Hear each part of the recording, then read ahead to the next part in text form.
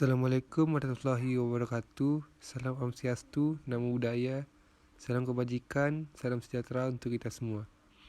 Izin memperkenalkan diri, nama Triwawi Pribadi, Latsar CPNS, Kementerian Perhubungan gelombang 1, Angkatan 6 kelompok 3.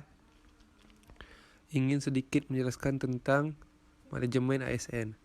Di sini yang pertama saya akan menjelaskan sedikit tentang kedudukan dan peran ASN. Kedudukan dan peran PNS dalam Negara Kesatuan Republik Indonesia atau NKRI diatur dalam Undang-Undang Nomor 5 Tahun 2014 tentang Aparatur Sipil Negara atau ASN. PNS merupakan warga negara Indonesia yang memenuhi syarat tertentu dan diangkat sebagai pegawai ASN secara tetap.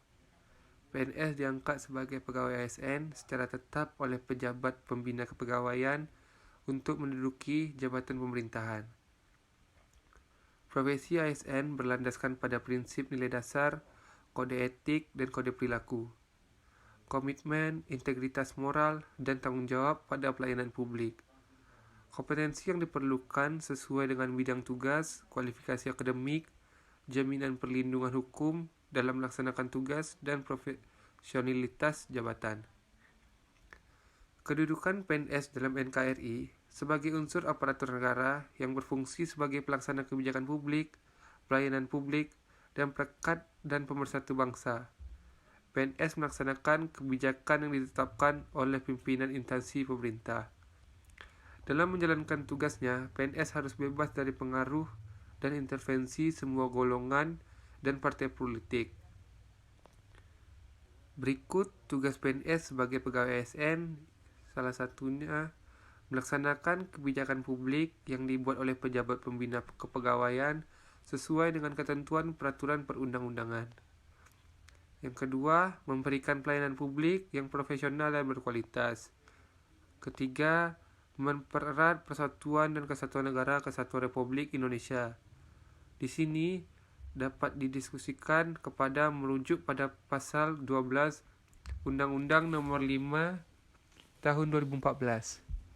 Pegawai ASN berperan sebagai perencana, pelaksana, dan pengawas penyelenggaraan tugas umum pemerintahan dan pembangunan nasional melalui pelaksanaan kebijakan dan pelayanan publik yang profesional, bebas dari intervensi politik, serta bersih dari praktik korupsi, kolusi, dan nepotisme.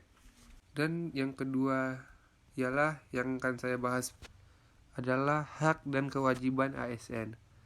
Hak pegawai negeri sipil sebagaimana diatur dalam ketentuan pasal 21 Undang-Undang Nomor 5 Tahun 2014 tentang aparatur sipil negara adalah sebagai berikut. Yang pertama, gaji, tunjangan, dan fasilitas. Kedua, cuti. Ketiga, jaminan pensiun dan jaminan hari tua. Keempat, perlindungan. Kelima, pengembangan kompetensi. Pegawai negeri sipil sesuai dengan ketentuan peraturan perundang-undangan untuk selanjutnya disebut dengan aparatur sipil negara mempunyai kewajiban sebagaimana diatur dalam ketentuan pasal 23 Undang-Undang Nomor 5 Tahun 2014 tentang aparatur sipil negara sebagai berikut. 1. Setia dan taat pada Pancasila, Undang-Undang Dasar Negara Republik Indonesia tahun 1945, Negara Kesatuan Republik Indonesia, dan pemerintahan yang sah. 2. Menjaga persatuan dan kesatuan bangsa. 3. Melaksanakan kebijakan yang dirumuskan pejabat pemerintahan yang berwenang, menaati ketentuan peraturan perundang-undangan. Keempat, melaksanakan tugas kedinasan dengan penuh pengabdian, kejujuran, kesadaran, dan tanggung jawab. Kelima, menunjukkan integritas dan keteladanan dalam sikap, perilaku, ucapan, dan tindakan kepada setiap orang, baik di dalam maupun di luar kedinasan. Keenam, menyimpan rahasia jabatan dan hanya dapat mengemukakan rahasia jabatan sesuai dengan ketentuan peraturan perundang-undangan. 7. Bersedia ditempatkan di seluruh wilayah Negara Kesatuan Republik Indonesia. Dan yang ketiga adalah sistem merit.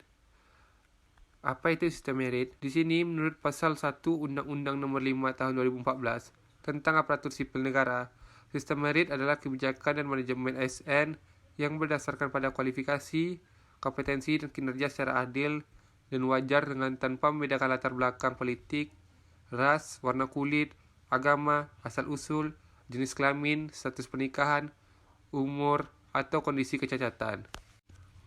Dan di dalam itu, implementasi manajemen ASN, diantaranya penyusunan dan penetapan kebutuhan 5 tahun dan 1 tahun, pengadaan atau perencanaan sampai dengan pengangkatan PNS, ketiga, pangkat dan jabatan, keempat, pengembangan karir atau kualifikasi, kompetensi, dan penilaian kerja. Di antaranya ada kompetensi teknis, kompetensi manajerial, kompetensi sosial kultural, keempat, pola karir, kelima, promosi, yaitu jabatan administrasi oleh PPK setelah mendapat pertimbangan dari tim penilaian kinerja PNS, jabatan pemimpin tinggi seleksi terbuka, yang kelima, penilaian kinerja atau perencanaan kinerja, capaian dan perilaku PNS, keenam, pengajian dan tunjangan, adil dan layak, dan menjamin kesejahteraan PNS, sesuai beban kerja, tanggung jawab dan risiko pekerjaan, tunjangan kinerja, fasilitas, tunjangan kemahalan. Ketujuh, penghargaan atau tanda kehormatan, KP istimewa, pengembangan kompetensi, dan sebagainya. Ke-8, disiplin. Ke-9, pemberhentian. Ke-10, jaminan pensiun dan jaminan hari tua. Ke-11, perlindungan atau jaminan kesehatan, jaminan kecelakaan kerja, atau jaminan kematian dan bantuan hukum. Sekian dari penjelasan saya tentang manajemen ASN. Maaf jika ada kekurangan. Terima kasih telah mendengarkan. Assalamualaikum warahmatullahi wabarakatuh.